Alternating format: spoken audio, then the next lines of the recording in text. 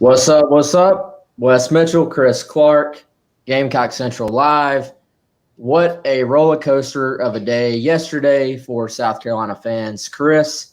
And today, I don't know if you saw when I posted it, but we have dubbed this the Gunner Stockton episode.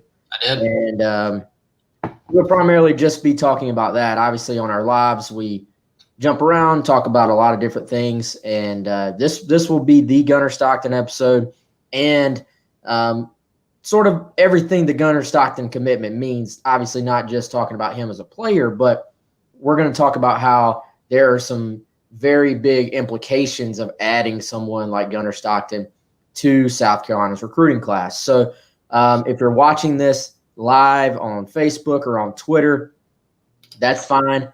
I personally think if you shoot on over to YouTube and subscribe to us there, that's probably the best feed, the best stream. But, wherever you're comfortable with, that's cool. We appreciate you joining in. I see we got a couple of comments already.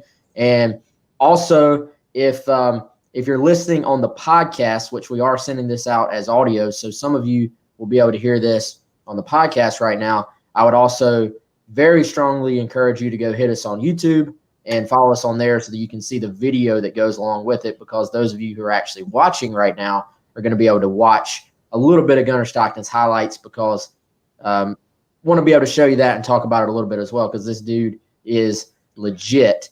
First of all, I want to say welcome, if you're still on there, to Chris Mann. Chris here says that he is a brand new Gamecock fan and is excited, Chris Clark, because of a couple of really good Gamecocks. And I would say, man, if those were the first two ever Gamecocks you watched, you started out in a pretty good spot. Chris, as y'all can see here, is a 49ers fan who just is being knighted a Gamecock fan today because of Debo and Javon Kinlaw. I know you haven't had a chance to see Kinlaw yet, Chris, but you're going to like what your guys got in Javon Kinlaw. So welcome. And, of course, check us out on GamecockCentral.com to read about the rest of the team and what's coming up next, maybe some future 49er draft picks. But, okay, so here we are. We are live, GamecockCentral.com. He is Chris Clark. I'm Wes Mitchell. Chris, the commitment of Gunner Stockton, right now, the number 2 quarterback in the country on Rivals.com, number 28 overall prospect on Rivals.com. Let's go sort of start out broad, and then we'll sort of come on down. What were your initial thoughts with the commitment Thursday night from Gunner Stockton? So sometimes commitments are scheduled. Sometimes they come out of nowhere. Sometimes you're sort of expecting it, but not sure when. And I think his commitment fell into that category, right? he was obviously publicly down to Georgia and South Carolina. And for what we both heard, man, we felt pretty good, right, about where, South Carolina stood. And it seemed like that he was sort of moving closer to wanting to make a public decision, that Gunner's not a kid that was going to waste time. He didn't waste any college's time. He cut his list down publicly to Georgia and South Carolina. And Wes, something you've said, your understanding is that he, called up the other schools and said, thanks for recruiting me, but here's what I'm doing. And it just got to a point where he was just down to those two, and he became comfortable with the idea of going to South Carolina. And that's what he wanted to do. And so he looked at it and said, why waste any more time? He's only going into his junior year as opposed to his senior year. But he looked at it and said, we'll get this out of the way. I don't really like recruiting that much. I'm not that big on the hype that comes with it or just the process in general. So I know what I want to do. Let's do it. And obviously, I think it was easier for him to do that because of the built-in relationships that he has with South Carolina. When you look at his relationship with Mike Bobo, Mike's dad, George, taught Gunner to throw a football, apparently did a good job of it. Connor Shaw is a guy that Gunner grew up really seeing as his role model. He's coached by Connor's brother, J-Bo, at Raven County. So lots of ties there. And then Gunner really loved Will Muschamp, his energy and what he's all about, how the players respond to him. That's something that Gunner's mentioned. And so he got to a point where he was just ready. And so no doubt a huge commitment in terms of timing and perception and just the player, that South Carolina is getting. I think it's a big commitment for them. Yeah, so obviously it comes down yesterday, huge news. And like you said, man, I think this is a kid who, and not that there's anything wrong with sort of the other side, the kids that enjoy the recruiting process. It's a once in a lifetime thing. If I had the chance to enjoy it, who's to say, I might enjoy the process, so to speak, as well. But, the fact, one thing we mentioned when it was down to 2, sometimes kids come out with like a top 5, Chris, and it's like, it's a top 5, but it's a rotating top 5. His top 2, South Carolina and Georgia, was a true final 2, as in like he called everybody else, thank you, but no thanks. And I know there were some major schools. North Carolina has recruited as well as anybody in the Southeast the last year or so. That was a call that I think I was told was particularly difficult for him to make. Ohio State all over the kid, and with what Ryan Day is doing to continue that program up there, clearly one of your top 4 or so programs in the country. And we all know what Georgia means to Georgia kids and the power of a Georgia offer in that state. And, Chris, it was really one of these things where he really could have had 100 offers if he wanted them. He could have had 50 offers easily. I don't even know what the actual offer count was, because he was so highly recruited so fast that there was a time about a month ago where, and see, he's at the age where college coaches can't call him yet, but they can get in touch with him and say, hey, call us. And right now, everybody is doing this Zoom stuff. Yep. So, man, if you're a kid who just loves, and he does love football, it's not that he doesn't love football, it's that he doesn't love recruiting. If you're Gunner Stockton and you don't like the recruiting process, man, and you just want to play football and go fishing, which apparently is something he's big into, small town, mountain area, I think. You love those things, and these college coaches, like, I'm sure it's really a compliment that the head coach of Ohio State wants to get on Zoom with you for 30 minutes, then Mac Brown wants to get on with you for an hour, and then Will Muschamp and Mike Bobo. But, dude, if you have 6 coaches wanting to do a Zoom call with you in a day, that quickly becomes a pain.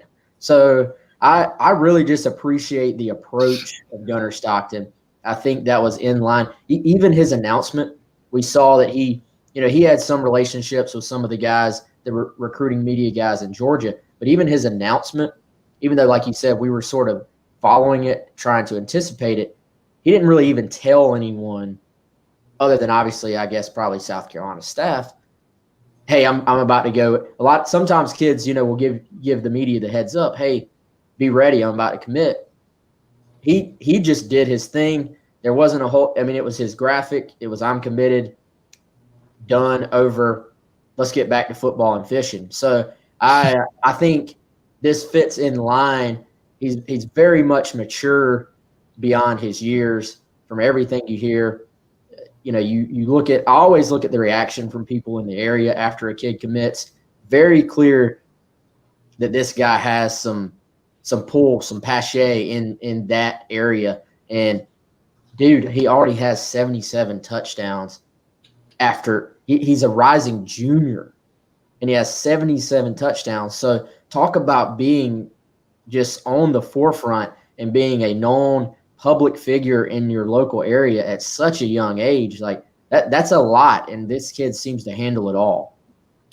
Yeah, and I talked to J-Bo Shaw last night, and J-Bo was actually with Gunner and Gunner's family as they were reading, putting out the social media post.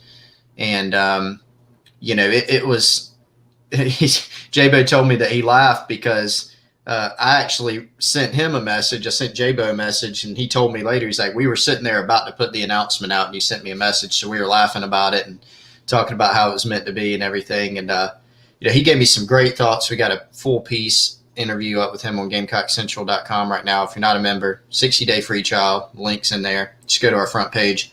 But just drop a little bit of what he talked about. He talked about just how proud he was of Gunner.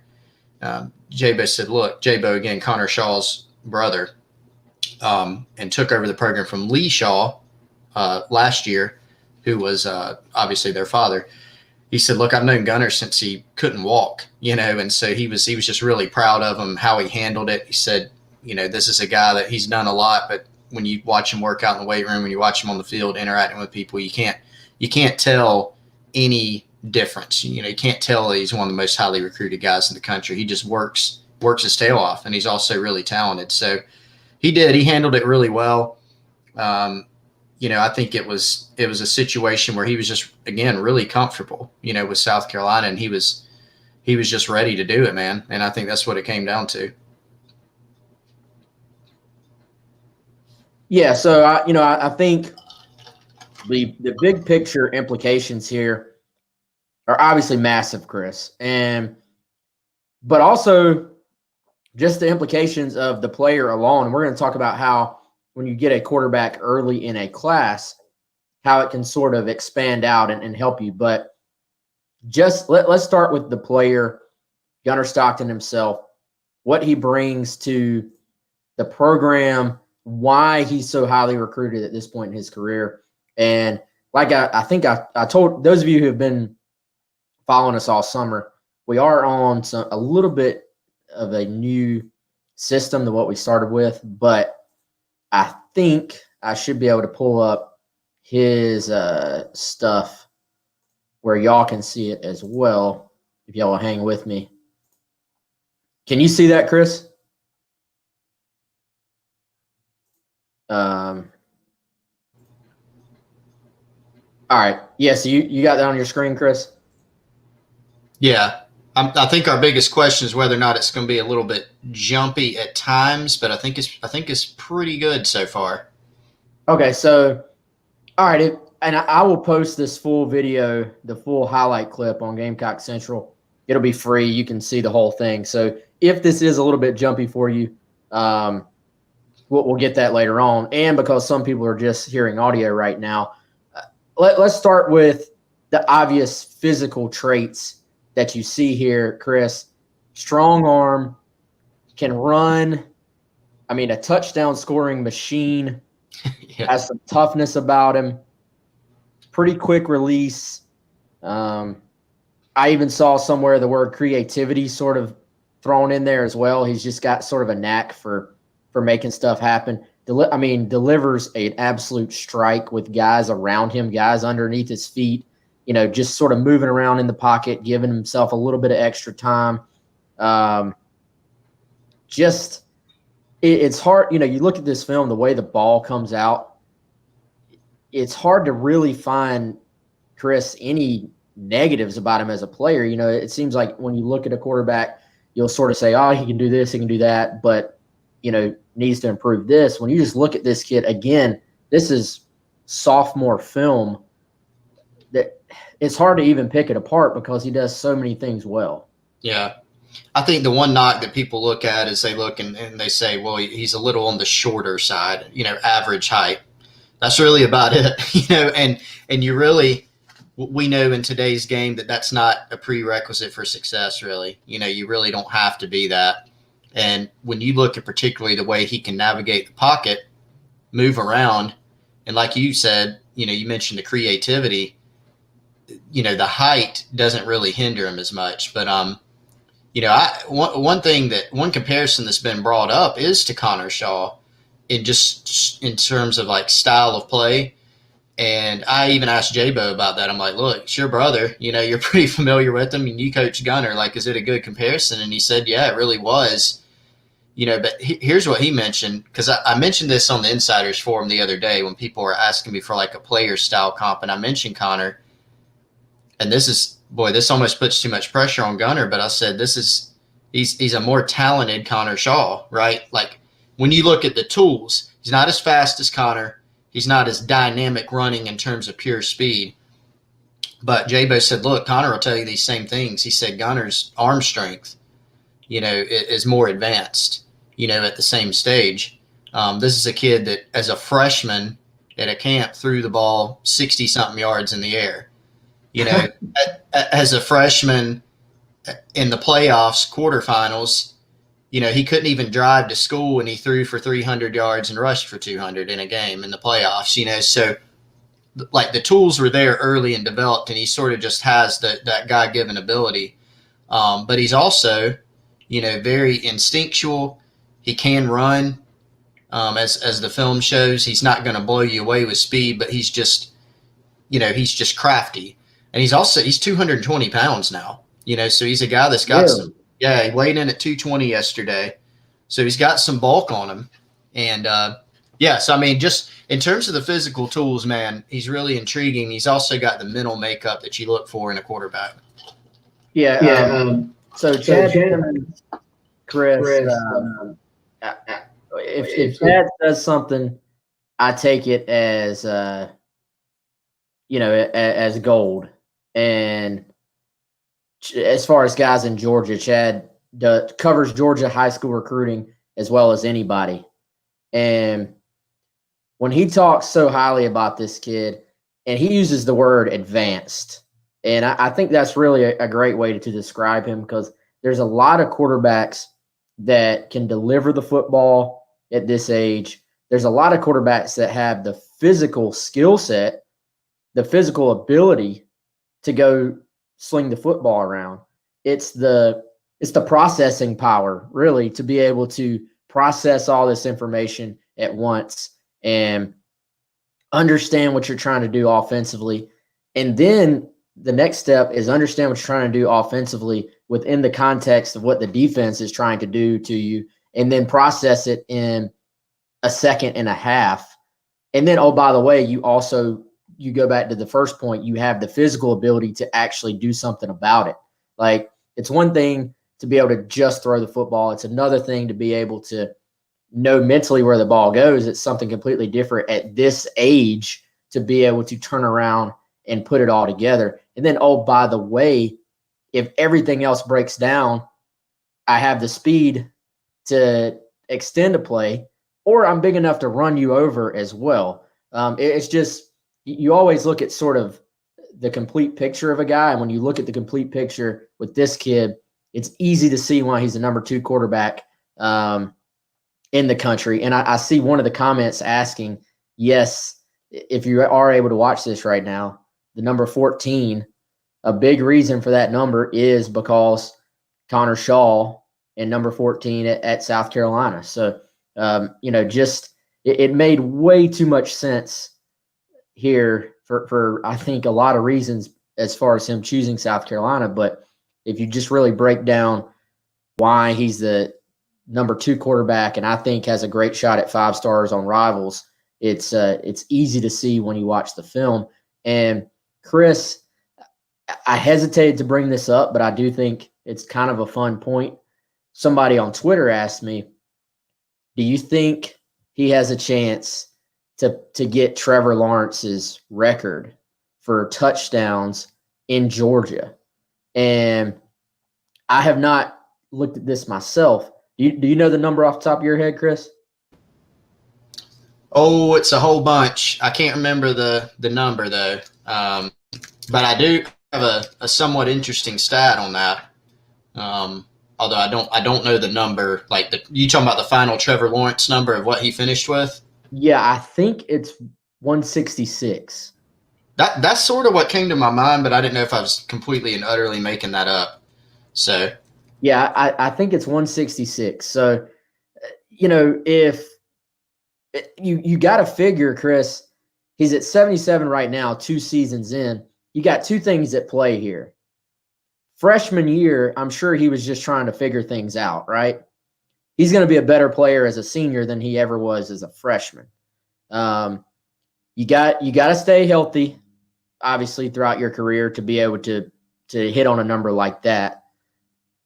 And here's the other thing: are you blowing teams out to the point that you can't put up numbers at the end? So that's a factor as well. But so it's hard to sit here. All right, we've got somebody with an answer here on YouTube. They said 161 for passing touchdowns for Trevor Lawrence. So I would actually dare say, Chris, if some if some variables outside of his control go his way, he's probably got a shot at it. Yeah. Well, so two things here. Number one, real quick before I forget, to go back to the number 14 thing, Gunner's dad actually wore number 14 as well at Georgia Southern. Okay. So that's another aspect, but I think there's ties in with Connor Shaw on all that as well. And I think Jabo, remember Jabo, didn't he ended up at Georgia Southern as well? And I think he wore 14 because of Rob Stockton and Gunner's father, I think. Okay. I remember hearing that. But so this is information that Jeff Sintel dug up from. He's a reporter for Dog Nation. He had a table at one point in a story he did on Gunner.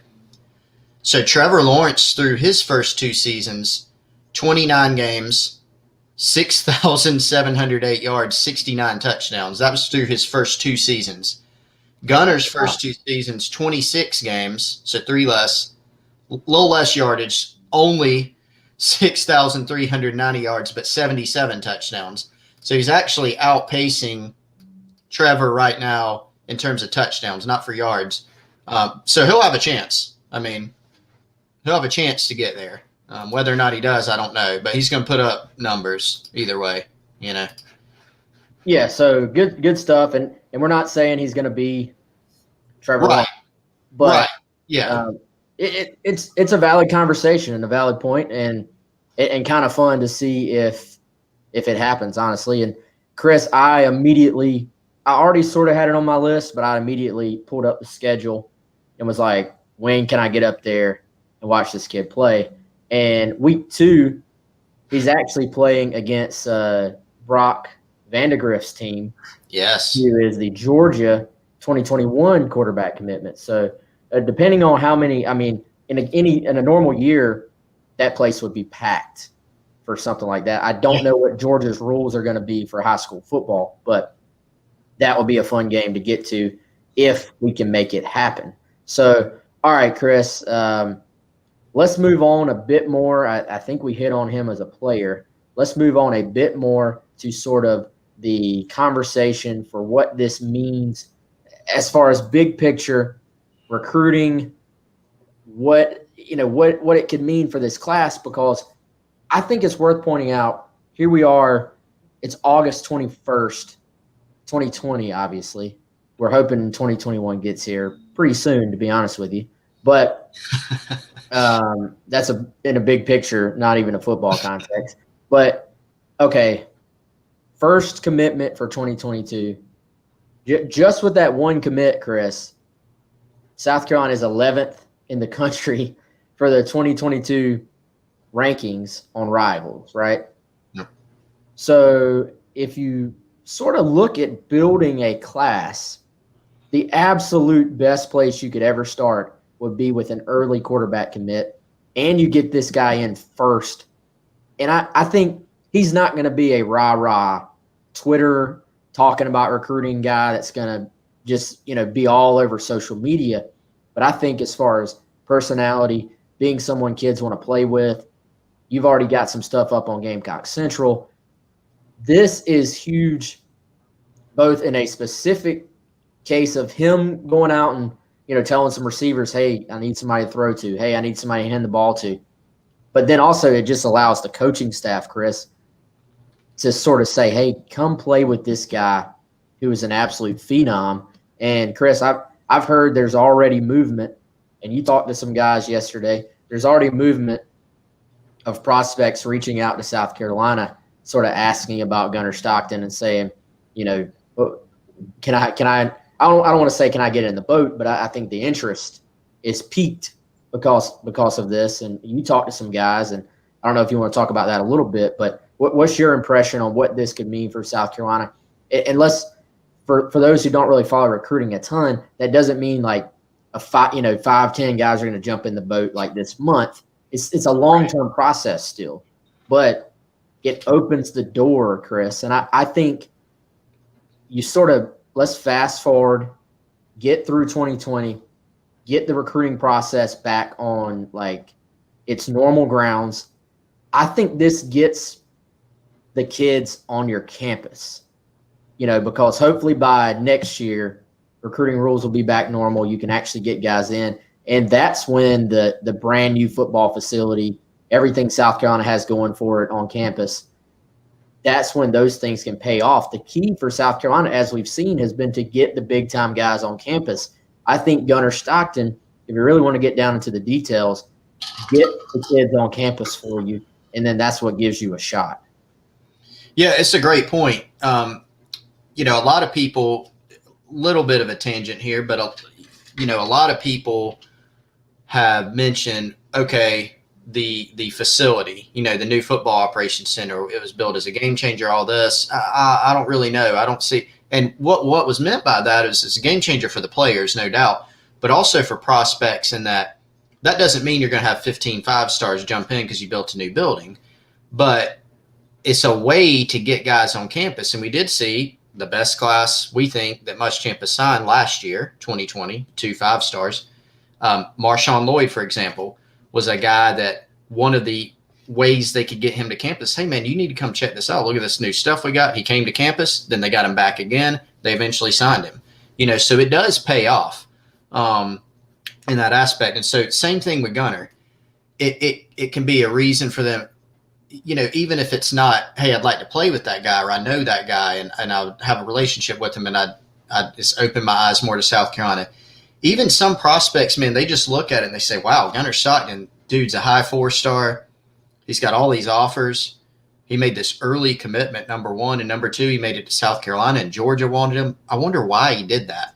And so it does open up their mind a little bit. And then maybe that's the way you can, open that door a little bit, get them on campus, like you said, and then try to impress them from there. I talked to a prospect last night, an offensive lineman from down in South Florida, who said, I saw the commitment. I think he'd seen it on Instagram. He's like, I need to talk to him. I'd like to sort of pick his brain about why he chose South Carolina. And so these things definitely, they can make an impact on kids. And like you said, man, there's some others that, you've heard some stuff about prospects reaching out.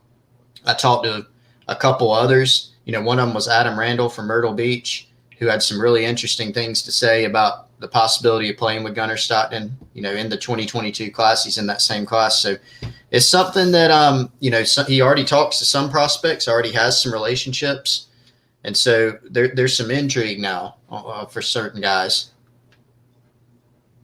Yeah, and I think, Chris, you mentioned Adam Randall. That's the guy, and I think for some kids, to me, there's sort of, you can almost put it in categories right now.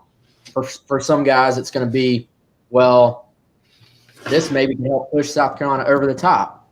And I think Adam Randall is someone, South Carolina, I already feel like they already had a pretty good shot at him. Like, they were already firmly in the game with him. My guess would maybe be South Carolina and North Carolina, I think, would maybe be their biggest competition right now, with J.J. Jones being there, Mac Brown doing a good job in state. I've heard some North Carolina buzz, maybe a Tennessee, but he falls in the category of this is another sort of feather in your cap, I think.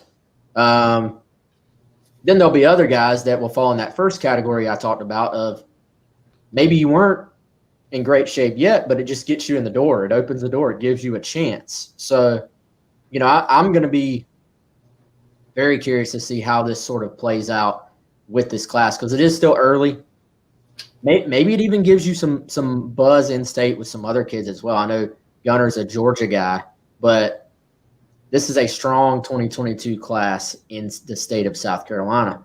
One thing we have seen, Chris, is that when you start building a strong class, especially in the days of social media, other kids take notice of that. I personally believe recruiting momentum is a real thing. And we saw Tennessee early on with this 2021 class sort of just ride the recruiting momentum into going ahead and sort of locking in, for the most part, a really strong class.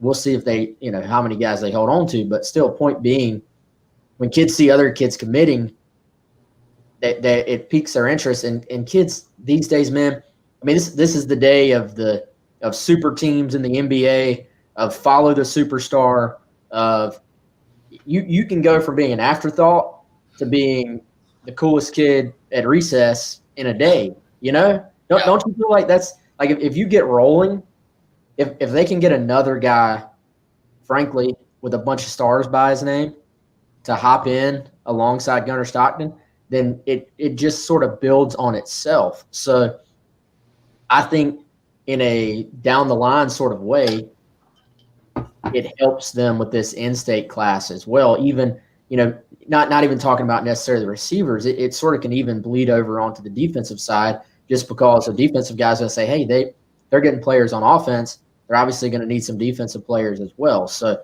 I think it's kind of a thing where it can be like with some kids, it'll be a very like direct impact. With other kids, it's going to be more of an indirect, but still a positive impact for South Carolina. Yeah, and what you mentioned about sort of that indirect, like prospects taking notice and joining. I mean, look, honestly, the proof's in the pudding. That's the reason that, for the most part, the same teams are in the top 5, 10 of the recruiting rankings every year, right?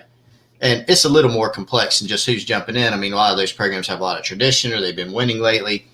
But prospects, playing for a winning program with name recognition is something that's hard to overcome. And that's something that South Carolina is always battling. And so it's very noteworthy when they, last year's class, when they pull Marshawn Lloyd out of Maryland, when they land Jordan Birch, who's a big-time in-state kid who's a 5-star. Those things are noteworthy, and it's things that you have to continue to build on. That when you get highly rated guys for South Carolina, they're in a different place than, Michigan, Georgia, Ohio State, Notre Dame, places like this, or even a program that had sort of that meteoric rise like Clemson.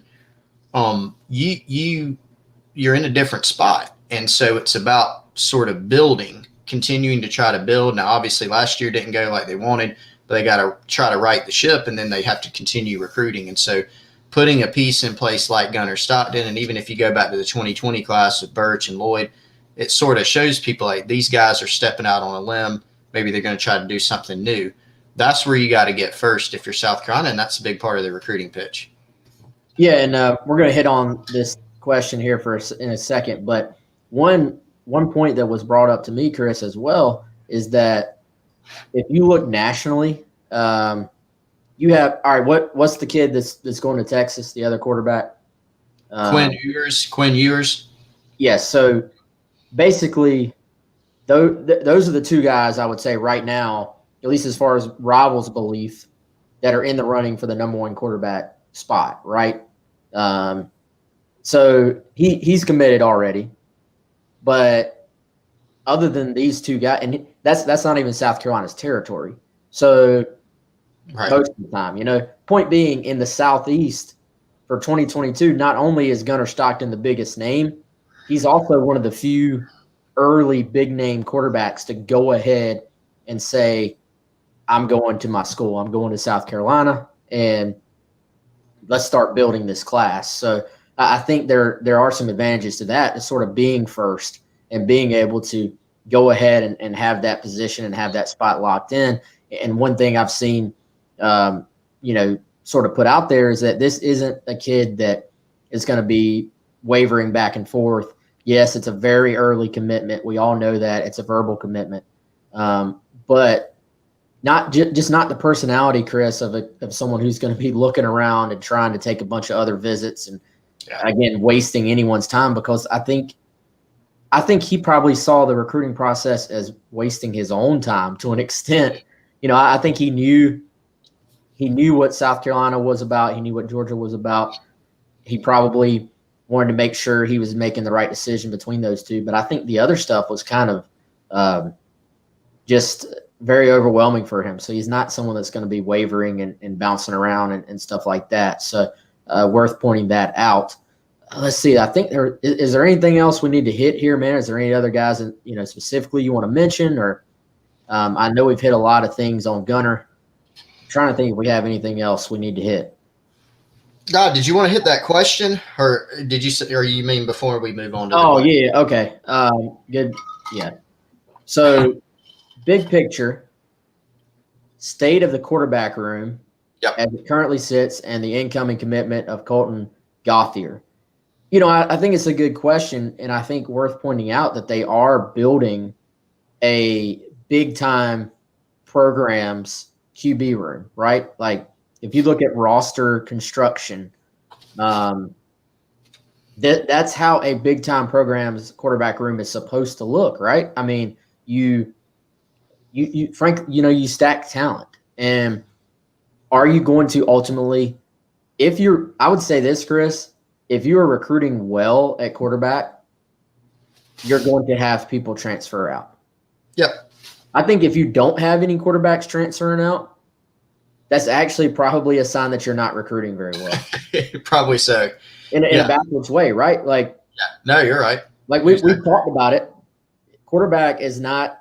It's not like wide receiver where three get in most modern day offenses. You have 3 starters. Offensive line, you have 5 starters. You play 2, maybe even a 3rd running back. Quarterback, you're the guy or you're not. And I think ultimately you're going to have guys transfer out if you're recruiting well at the quarterback position. But if you're looking at this from a South Carolina perspective, being able to just stack, frankly, 4 or like I said, it kind of bothers me that Rivals isn't quite on the 5-star train yet with Gunner Stockton, just because when we say if we say 4-star Gunner Stockton, there will be someone who comments and says he's a 5-star. I got something on that, Wes, though. Not to interrupt you. What you got? So I dug into that this morning. Rivals actually has him ranked higher than I guess the 24/7 Sports is what's being referenced as the 5-star. That's like their composite ranking, and he's actually like Rivals has him ranked higher. Okay, so you add them together, okay, because he's Rivals, I think, and I'm doing this off the top of my head, I think Rivals has a number 28 in the country, which is extremely close to a 5-star. In some classes is a 5-star. Sometimes, I think like in the 2020 class, there are like 35 stars or somewhere around there. 247, he's number 34. So Rivals has him ranked higher. The issue is when you combine the rankings together, he's at the certain threshold in the composite ranking that would push him to a 5-star. Does that make sense? Mm-hmm. So, just worth noting. Noting. Yeah. So, I know some people look just at, hey, is he a 4-star? Is he a 5-star? Yes. And I wish I could accurately already just say 5-star because right. I can promise you, for South Carolina and for what he means and for everything, there's been very few guys that were more deserving of having 5 stars by their name for South Carolina. I mean, you're right, big time. So. Anyway, we can officially make him a Gamecock Central 5-star, which is what we do when we just want to appease the people and keep everybody happy. We did have a question. Is there a possible 5-star wideout out there we may be looking at? I'm sure there's guys. I don't know. Adam Randall, I think, is probably, if I'm just ranking him, as probably a 4-star caliber guy. You look over in the state of North Carolina. Shalik Knotts is someone that I think you want to pay attention to that will be a major target for South Carolina. Chris, why are you looking at me like that? I'm not. You got a look on your face. I'm sorry.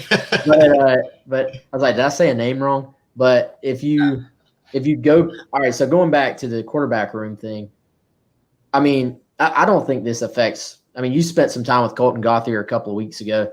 Yeah. The 2 of them are actually buddies. I mean, he knew South Carolina had a good shot at Gunner Stockton. I don't think if you're asking as far as how it affects his recruitment, I think these guys know, man. Like, they know, Luke Doty knew he's coming in to compete. Ryan Helinski knew he was coming in to compete. Yeah. I mean, it's sort of, if you're a quarterback, they're going to take another quarterback pretty much every class, right? But I do think it speaks to South Carolina's recruiting efforts to be able to say, I mean, we're talking about, let's go back, Ryan Helinski, 2019 class, 4-star guy. Luke Doty, 2020 class, 4-star guy. Colton Gauthier, Rivals.com, 4-star guy. Now, you look at Gunner Stockton, high 4, great shot at 5-star status, and they have recruited that position as well as any position, and as well as I've ever seen them recruit the quarterback position. So that says something about the foundation of your program. But I think, Luke Doty doesn't care about that. He's come in to compete. I don't think Colton Gauthier is worried about that either. He's there to compete. So that's just sort of how it is with the quarterback position. But I do think, Chris, as we close it out, I think worth noting, so Mike Bobo and George Bobo, his father, as you said, that relationship very much put South Carolina in a great spot here. The relationship with the Shaws, very much huge factor, put South Carolina in a great spot here. They did a great job. I imagine, Chris, this is recruitment where you had to almost dial it back a little bit. Sometimes less is more. Right. You don't need to blow a kid up, right? Yep. I think, and this is coming from Gunner's quotes, before he committed, but after he cut it down to 2 when he was talking about both schools. I think the key lasting thing to say here and to make sure we point out here is his comments on Will Muschamp. And I don't think this kid is committed if he didn't come in, watch South Carolina practice, and he talked about Chad Simmons did a really good video with Gunner, and he talked about how he was at practice and Gunner or Muschamp was just fiery, yelling at people, like fired up, the champ we sometimes see on the sidelines. And then he sat down with him, and he was the most down-to-earth, genuine dude.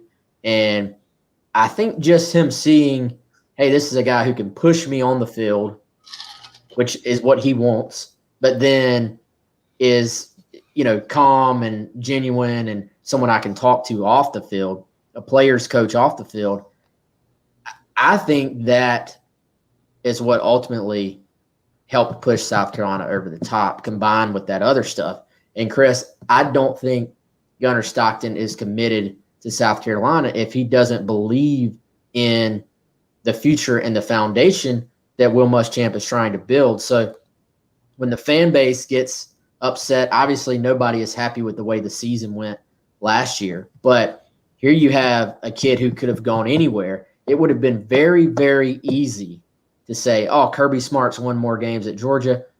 I'm a Georgia in-state kid.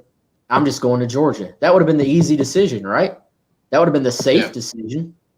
But he decided, hey, I believe in these guys. I believe in Mike Bobo offensively. I believe in Will Muschamp building a program, and I'm going to roll with those guys. So I think that is very much worth pointing out, that here you have a kid who could go anywhere, and he believes in Will Muschamp and his ability to put together a program and win at South Carolina. And that's what you need, a bunch of those guys to turn it around. It's harder at South Carolina to get those guys, A, and to stack them, B, to where you can turn things around. I mean, you look back at Steve Spurrier's tenure, there are some good moments the first few years. And then there was some moments, I mean, it was just sometimes it's sort of average. I know they beat Tennessee first year, Florida. They had some good moments here and there. Beat Clemson 2006, etc. But things turned around when you had Stephon Gilmore say, you know what? I know Clemson and Alabama and all these other schools are recruiting me, but I'd like to stay in the state of South Carolina and see if we can do something different. Then the next year, Marcus Lattimore. Everybody needs to be very thankful that Gilmore and Lattimore and Jadeveon Clowney and guys like that liked South Carolina and believed in it enough to go. Now, they didn't end up winning a championship. They got SEC East championship. They could have done more collectively. I mean, not just those guys. They did an amazing job, obviously, and done extremely well for themselves. But that's how they built it. And so now when you're looking at sort of the Muschamp tenure, I don't know if it'll get there. I don't know if it'll be below that, equal to that, greater than that. I'm not sure yet. I do know last year went poorly, but what you look at is, can you raise the bar for the program? Can you improve it? And so obviously it's on field, it's recruiting, it's development, it's all these different things. But you need guys like Marshawn Lloyd and Jordan Birch and Luke Doty and Alex Huntley and kids like that to say, I believe in this, and then let's go out and do it. And so Gunner Stockton's another example of that. It's a really good one. And that, yeah, he had a bunch of options and he chose South Carolina. And so I think you just got to keep that stability going. And, obviously, like we laid out, huge commitment for perception, commitment for the type of player that you're getting, but it's something that you can continually point to and say, this is a guy that believes in. You're right, man. I mean, Bobo was huge in it. Shaw was huge in it, but Muschamp also big in it for sure. Yep. And okay, so by the way, we're gonna throughout the season hope we're rolling towards the season. Hopefully, we're getting one. We're gonna continue to do these videos. So all we ask, we're not salesmen. All we ask is if you like what you hear, like what you see, come on over to GamecockCentral.com and just give us a shot. We got a 60-day free trial. We're not going to hold back on the videos. We're going to say what we know, but we would like for you to see our other content and our more in-depth stuff on Gamecock Central as well. Code GC60 will get you 60 days free. And we did have one other question from God Went to Jared's with a Z. Did we foresee this when Bobo was hired? I would say, not necessarily that South Carolina was definitely going to get him, but I remember, I think the day Bobo was hired, Chris, or maybe the day after, we had put it on the message board. Watch out for this kid. He's a star in the making, and Bobo instantly put South Carolina in the game with him. And there was a lot of talk at the time, because y'all will remember Georgia was supposedly in the game with Mike Bobo as well. They ended up making a change at OC too. There was talk of whichever school got Mike Bobo probably was going to get Gunner Stockton as well. So, did we foresee it? You never know that far ahead of time, but it was something that definitely was a much stronger possibility once that happened. And Bobo can recruit. Like, yeah, his I would say stronghold on some of the just like local towns in Georgia, and just his reputation there is really, really strong. And Bobo has a strong personality. He's a guy that just has long-standing relationships in the state of Georgia. So, all right, I think that's going to do it, Chris. Any final thoughts, final takeaways, or anything else you got to say about Gunner Stockton in our Gunner Stockton episode? Anybody watching who's caught onto the live late, this will be archived as soon as we're off, so you can go back and watch them from the beginning. If you're watching on any other streaming services, check it out on YouTube. It's youtube.com/GamecockCentral. And if you're listening on the podcast, obviously go to YouTube, subscribe, youtube.com/GamecockCentral. Chris, closing thoughts? Closing thoughts. Good conversation on Stockton. Appreciate all the watchers, listeners, and all the questions. We really enjoy interacting with y'all guys, with y'all, guys and gals. Use guys. And appreciate it. Lots of Gunner Stockton content on the site too, if you like the written word, including, again, the prospect reactions that we sort of plugged earlier. We got some stuff there. We're going to keep covering it, and all sorts of stuff. It's been a busy time, man. So go check out GamecockCentral.com, 60-day free trial. We really appreciate everybody listening. Yeah, we enjoyed it. We'll be back on sometime soon. For Chris, I'm Wes. We'll see you then.